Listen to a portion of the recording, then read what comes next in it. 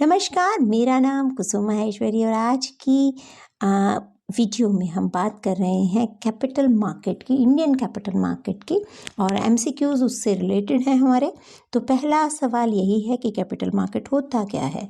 पूंजी बाजार या कैपिटल मार्केट का मतलब है कि वो सारे लेन देन करने वाले इंस्टीट्यूट्स जो 365 डेज़ या उससे ज़्यादा की ट्रांजैक्शंस करते हैं, उसके ज़्यादा के लिए मनी का लेन देन करते हैं, वो सारे के सारे कैपिटल मार्केट के अंदर आ जाते हैं। लॉन्ग टर्म फाइनेंशियल मार्केट है बेसिकली ये। तो इसमें क्या क्या चीज़ें आ जाती हैं, सवाल ये है कि इसको कितने भागों में डिवाइड किया जा सकता है। तो यहाँ पे 4 ऑप्शंस दिए गए हैं, तो हमने ये देखना है कि इन चारों में से कौन कौन सा ऑप्शन जो है इंडियन कैपिटल मार्केट के अंदर ही आता है। तो फर्स्ट ऑप्शन है इंडस्ट्रियल सिक्योरिटीज़ मार्केट, जहाँ पे इंडस्ट्री की सिक्योरिटीज़ को बेचा जाता है, यानी स्टॉक एक्सचेंज से रिलेटेड आ गया ये। फिर आ गए डेवलपमेंट फाइनेंशियल इंस्टीट्यूशंस आ गए, नॉन बैंकिंग फाइनेंशियल कंपनीज आ गई हैं, जैसे इन्वेस्टमेंट कंपनीज़ हैं, इंश्योरेंस कंपनीज़ हैं।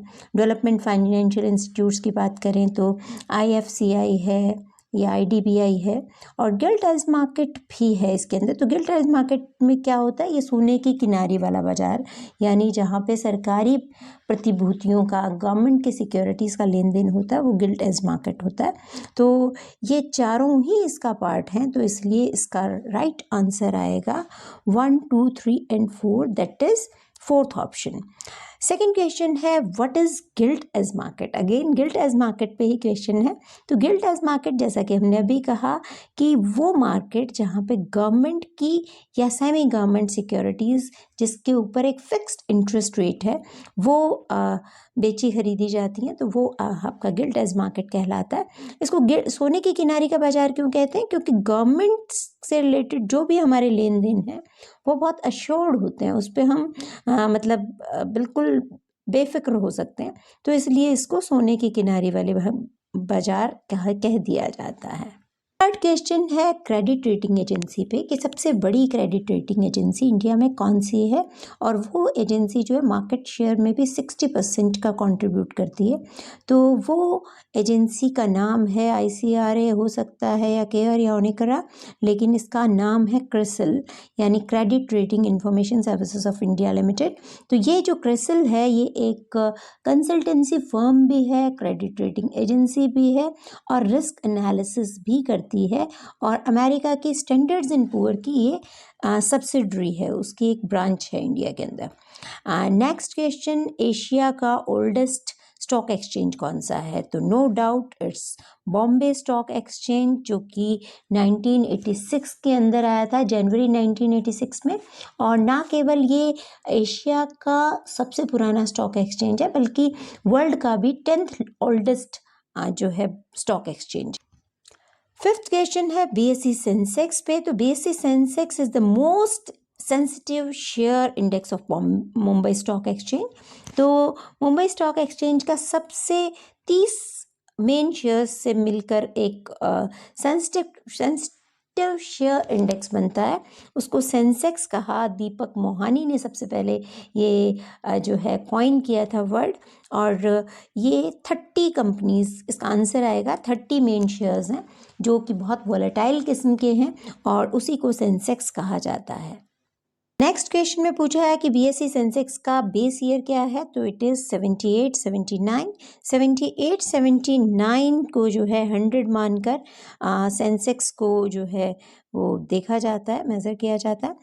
Capital market in India is regulated by, बड़ा ही आसान सवाल है सेवेंथ, कि इस कैपिटल मार्केट को कौन रेगुलेट करता है। तो it is not RBI, it is SEBI. SEBI जो है securities exchange board of India, जो कि 1988 के अंदर इसकी स्थापना हुई थी, और 1992 को सेबी एक्ट बनाया गया था, जिसने इसको और ज़्यादा पावर्स दी। तो SEBI will be the answer. Bear is a term used in stock exchange. हमने बुल एंड बियर की फोटोग्राफ देखी होगी अक्सर ही स्टॉक एक्सचेंज से रिलेटेड। तो ये बेसिकली सिंबलाइज करते हैं कि दो तरह के लोग होते हैं, एक ये सोचते हैं कि मार्केट जो है डाउन जाएगा, एक ये सोचता है कि मार्केट अप जाएगा। तो इस तरीके से ये खेल चलता रहता है। तो बियर बेसिकली उसका सिर नीचे की तरफ होता है। तो ये सिंबलाइज करता है कि एक व्यक्ति ये सोचता है कि वो शेयर्स को सेल करता है इस सोच के साथ कि स्टॉक प्राइसेस अब जल्दी ही गिरने वाले हैं। तो इसका आंसर होगा it is an individual who sells shares in a hope that stock prices would fall। तो इसी तरह बुल जो है जस्ट इसके बिल्कुल ही ऑपोजिट है।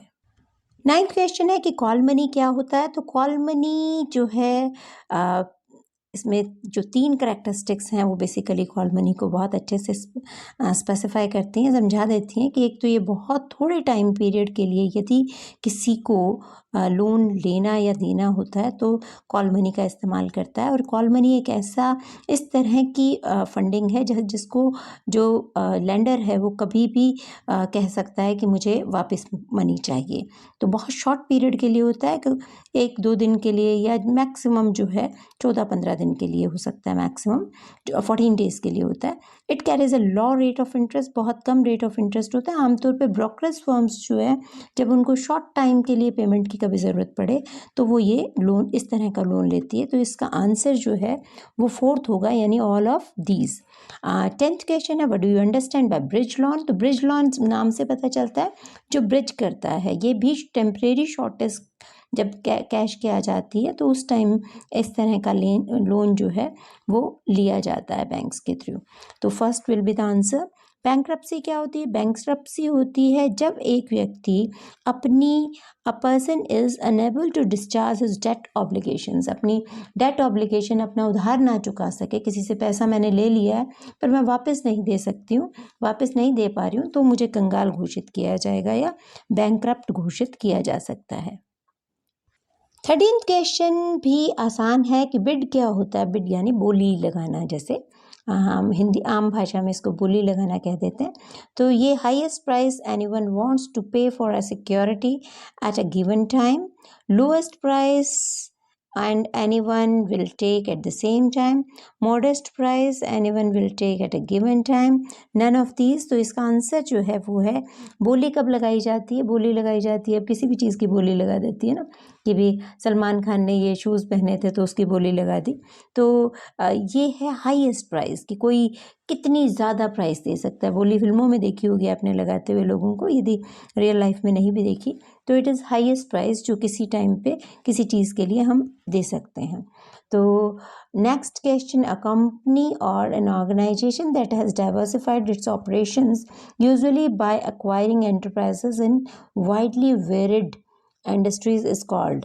तो इसको क्या बोलते हैं। एक ऐसी कंपनी जो कि जिसके पास बहुत सारे, जिसने अपने प्रोडक्ट्स को बहुत डाइवर्सिफाई कर लिया, अपनी सर्विसेज को, तो वो कहलाती है उसको क्या कहते हैं। कमीशन ब्रोकर नहीं कहा जाता है, क्लियरिंग हाउस भी नहीं कहते, कमर्शियल पेपर भी नहीं कहते।